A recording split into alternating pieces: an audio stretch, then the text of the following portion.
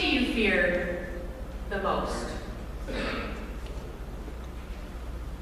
Fear has a way of ruling our lives. They say that our economy spun out of control in 2007 because when the market started to dip, we all got scared and pulled out, stopped investing, stopped spending. As I watch heartsick the events in Ferguson unfold, I'm reminded that it is fear that makes us quickly label people according to the color of their skin, or their accent, or their gender, or their social conformity. It's a defensive instinct, and we all have it.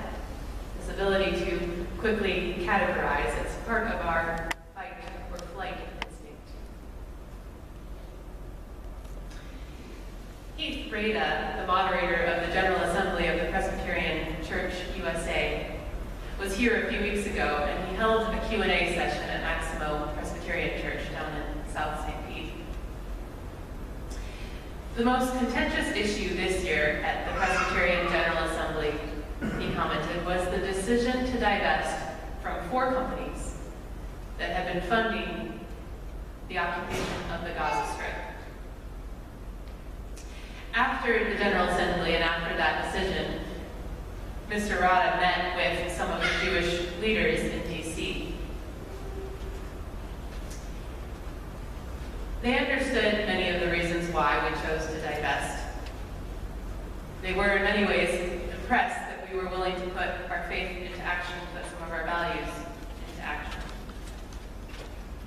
And when Mr. Rada asked them, these Jewish leaders, about what their take was on what was going on right now, what appears to many of us to be borderline genocide, they responded that yes, many of them are deeply troubled by what they see happening, but also that we can't underestimate the fear, the real fear of the Israeli people. Surrounded on all sides by neighbors who would, many of whom would just as well see Israel cease to exist. These leaders insisted that there is some very deeply entrenched and in many ways justified fear among the Israelis that makes them feel the need to have their guard up, to be proactive in dealing with potential threats. Fear. It's the only way I can make sense of what's happening there as well. Fear has been the instigator of some of the most heinous crimes against humanity and the earth. Sometimes I wonder if evil should be renamed fear. But then again, not all fear is bad, is it? Our story this morning mentioned fear a few times. First, the fear of the Egyptians as the Hebrew people grow and grow and grow. God fulfilling God's promise to Abraham to make his descendants as numerous as the stars in the sky. It's a promise that in many ways must have started to feel like a curse to the Hebrew people as they watched the Egyptians' fear increase as their numbers increased, and so their oppression as well. I wonder if they ever wished for God's gifts and God's promises to just go away. Promises and vows lived out are not always easy. Sometimes we just want to throw them in the trash, start over. The Egyptians, and particularly Pharaoh's fear, developed because the text tells us Pharaoh doesn't know Joseph anymore. Wise Joseph, who had helped carry this people and this land through a time of famine. Joseph, a Hebrew who knew Pharaoh face to face. Isn't that how most fear develops? With distance, with not knowing. Perhaps that's why the old saying goes, keep your friends close and your enemies closer. When we stop knowing one another, we no longer understand each other. And we start to fear one another. So there's the Egyptians' fear that makes Pharaoh order the killing of all the Hebrew baby boys. It's a life-destroying fear, but this fear is countered by another kind of fear. This time it's the fear of the Hebrew midwives. These strong women fear something more than Pharaoh, something more than their own death. More than perhaps any of the other Hebrew people, they get to see firsthand God's promises in action. Strong mothers birthing that promise and that hope into the world. Beautiful babies. Babies who live and survive in a world where the infant mortality rate was so high. Their fear of God makes them fear less when it comes to taking risks with the powers of their world. Walter Brueggemann, an Old Testament scholar, describes these women so eloquently. He calls them women of the barrio, those who go for broke each time because there is little to lose, so much to hear and say, so much to hope. Barrio people, he says, are jazz people, like the people of the French Quarter of New Orleans.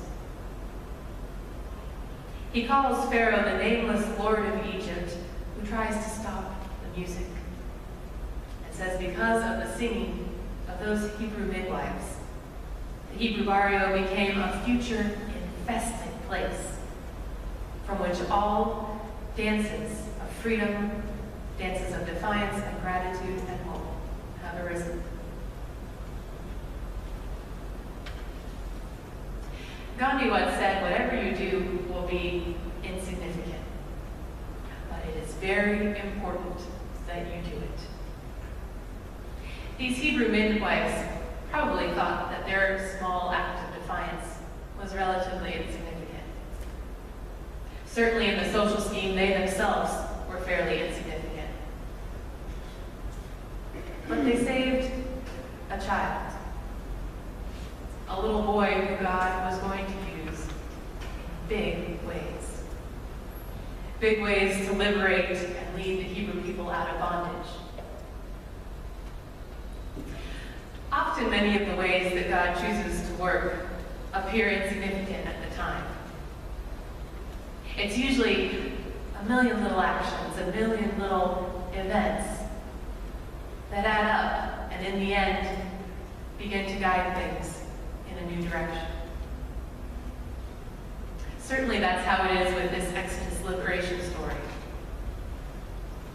God will use the decisions of the midwives, then a mother and a sister, then a princess, then a young orphan, even a bunch of small locusts.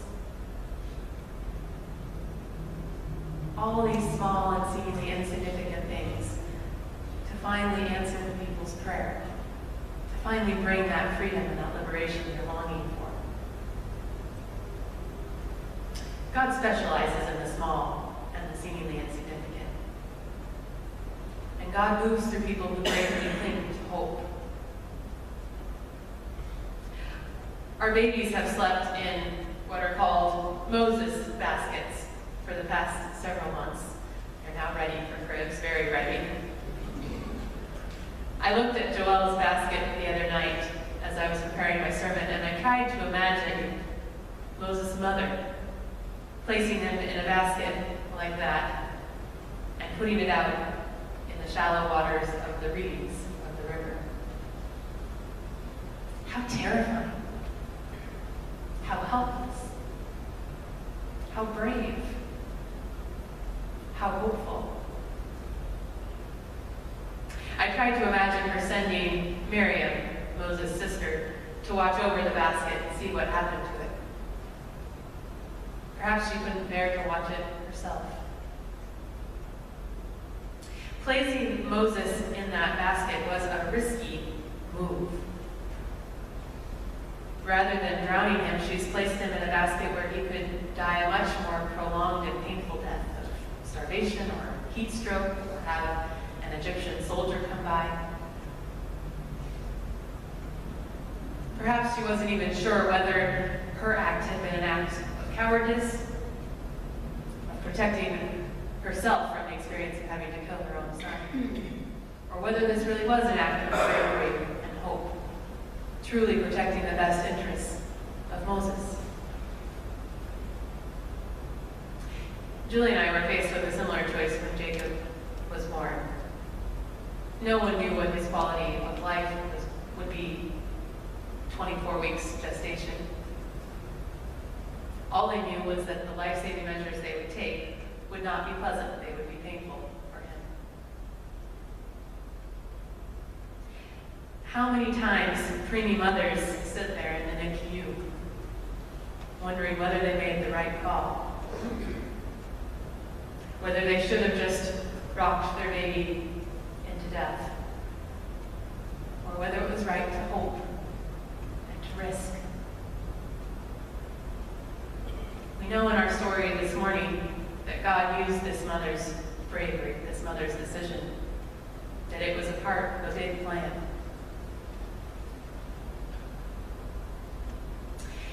Catherine Matthews Huey, who writes sermon reflections for the United Church of Christ, pointed out this week that there's a fair amount of irony in this story.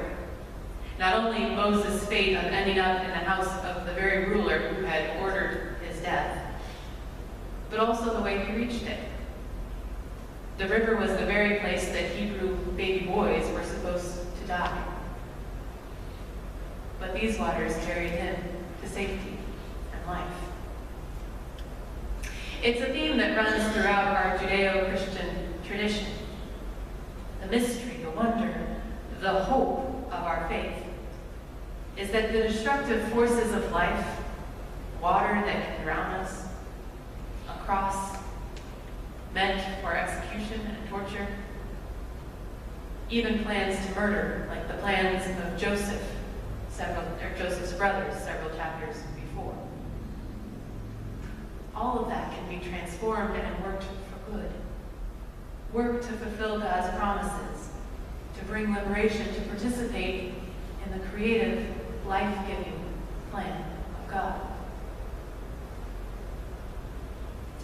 Moses entering the waters of death to be raised along with his whole people into a new life of hope and promise is the same imagery as all of our own baptisms. In churches like ours, where we often simply sprinkle water on the baby's head, we sometimes forget the bravery, the willingness to face death and fly in the face of worldly fears that is supposed to accompany our baptism. It's supposed to accompany entering those waters. And sometimes it's easy to forget the miracle, the incredible salvation, the total liberation that is meant to accompany rising out of those waters into new life, into a life ruled not by fear, but ruled only by a reverence for God. A fear and an awe of God's dynamic, creative, life-giving promise for the world.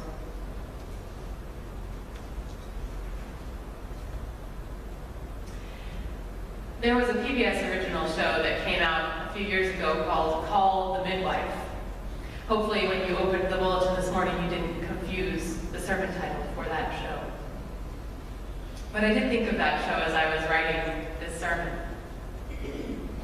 The show gives a window into the lives of midwives working for a Catholic charity in the 1950s in the barrio neighborhoods of the East End of London. These midwives were, in many ways, rebels. They were the people on the ground with these mothers. And they met each moment head on, making decisions about what would be best for for these mothers and their children in this community. If a woman was delivering breech, they flew by instinct and they delivered that baby whether the doctor said it could be done or not. If an unwed mother was giving birth, they were there, regardless of what those more prejudiced or hateful might say. They crossed lines of race and socioeconomic status, lines of social expectation and acceptance. They crossed those lines to care for the people who had been entrusted to them. They remind me of the women in this story, doing anything they can to participate in birthing and sustaining life, to participate in God's promises for the world and for their people. My prayer today is that we all may hear the call of the midwife, a call to bravery, a call to participate in God's creative, life-giving plan, a call to fear nothing but God, a call to make small decisions that will ultimately make a big difference. May we all hear that